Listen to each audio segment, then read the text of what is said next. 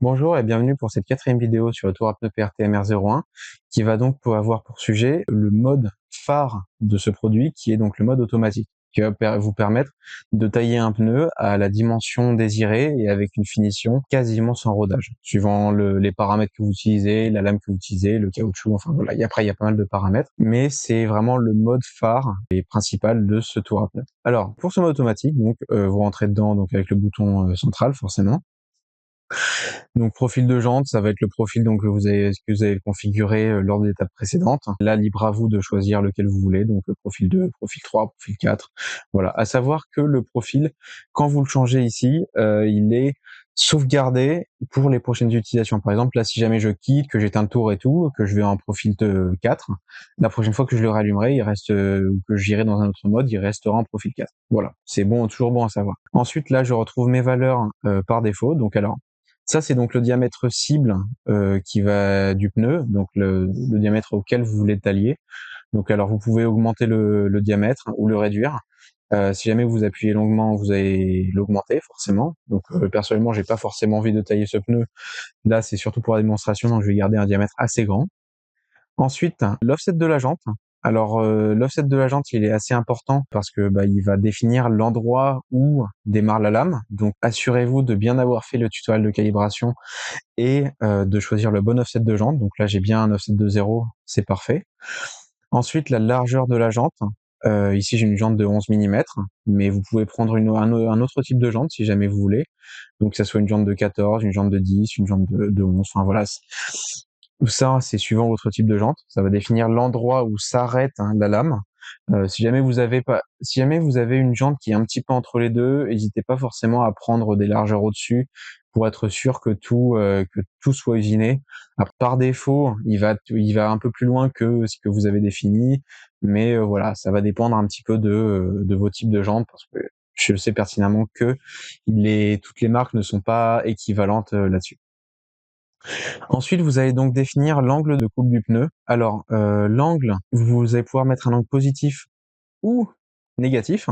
Alors, la différence entre l'angle positif et l'angle négatif, par exemple, l'angle négatif, c'est ce que vous avez typiquement si vous roulez avec du carrossage.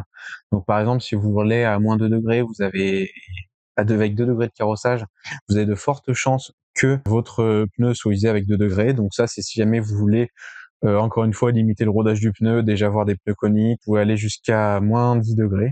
Donc c'est assez extrême, mais voilà, après je vous conseille de tester un petit peu les différents angles et tout, de voir ce qui s'adapte le mieux à votre conduite, ce qui vous donne les meilleurs résultats. Voilà, après c'est à vous de tester. Personnellement, je suis toujours avec 0 degré. Et le carrossage positif, lui, il va plutôt concerner si jamais vous avez une voiture par exemple sur laquelle vous ne pouvez pas mettre de carrossage et permettre de simuler un carrossage. Donc par exemple, si je veux simuler 2 degrés, je mettrai 2 degrés, ça me fera des pneus coniques à l'inverse de ce que vous connaissez normalement.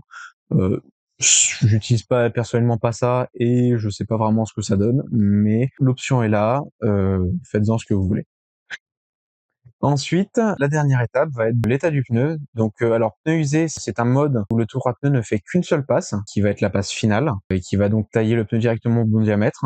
Donc si jamais vous n'avez pas des trop grosses passes ou que le pneu est déjà pas très gros, ouais, de toute façon, dans la plupart des cas, ce mode-là va très bien. Mais si jamais vous avez beaucoup à enlever, je pense par exemple au pneu mousse ou autre, ou alors que vous voulez réduire à un diamètre ridicule dès la première passe, vous pouvez toujours utiliser le mode pneu neuf qui va donc faire une pré-passe et ça va vous permettre aussi d'obtenir un meilleur état de surface. Voilà. Donc utilisez globalement le mode qui vous plaira. Une fois l'état du pneu sélectionné, on va donc appuyer sur le bouton central. Le tour à pneu va faire sa calibration comme d'habitude, sauf si vous avez déjà été dans un autre mode ou dans lequel cas il vous proposera si oui ou non vous voulez faire une calibration. Une fois que la calibration est faite, ce que vous allez faire donc c'est insérer votre pneu s'il n'est pas déjà inséré. Une fois que vous avez inséré votre pneu, vous allez donc pouvoir appuyer sur oui et confirmer avec le bouton central.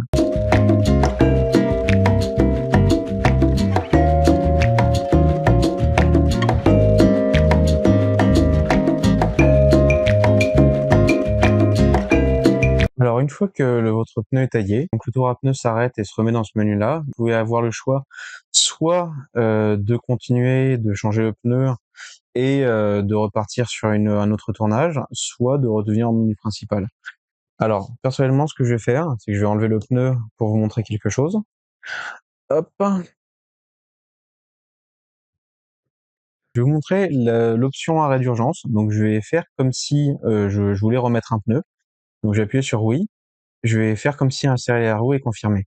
Quand j'appuierai, donc ça va lancer le tournage du second pneu. Et si jamais vous voulez éteindre le tour en urgence, que peut-être que le réglage va pas ou quoi, pendant qu'il était que les moteurs sont en route, vous n'avez qu'à appuyer sur le bouton du milieu, ça va complètement arrêter le tour et le redémarrer depuis zéro, comme si vous l'aviez reset. Donc là, c'est ce que je vais faire. Hop. Donc là, les moteurs sont en route. J'ai juste appuyé une fois sur le bouton du milieu et ça a tout arrêté et reset à zéro. Voilà, ça c'est l'arrêt d'urgence. Donc voilà, c'est tout pour la présentation du mode automatique.